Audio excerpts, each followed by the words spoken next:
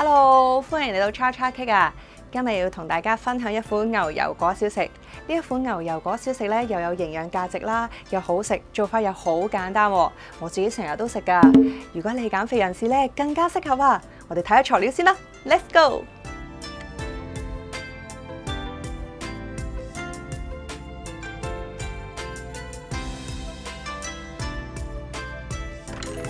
咁睇完材料啦，同大家分享一下咧買牛油果時候嘅小心得啦。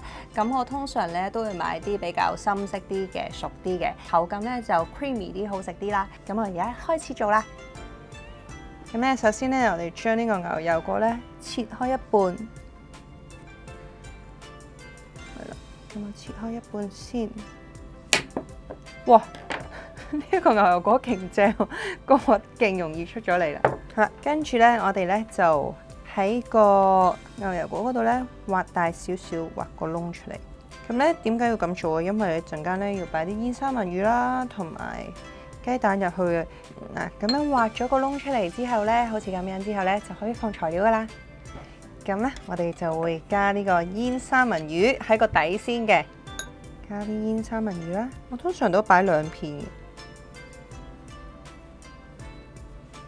好啦，擺完煙三文魚之後咧，我哋就可以打蛋入去啦。咁個雞蛋咧，你哋唔好揀太大隻啊，揀細細隻嗰啲 OK 嘅。除非呢個牛油果好大啦，如果唔係你打落去咧，成隻雞蛋咧就瀉晒出嚟啦。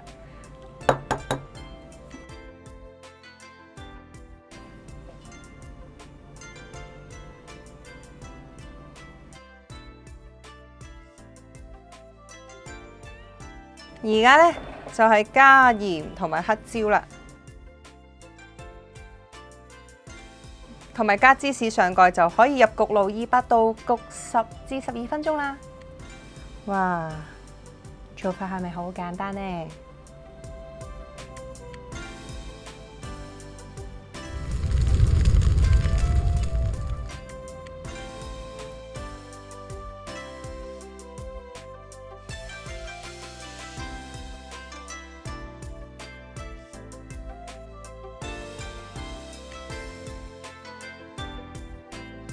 係咪好靚呢？呢個做法咧超級簡單又超級好食喎！嗱，記得訂閱我，我哋下次見，拜拜。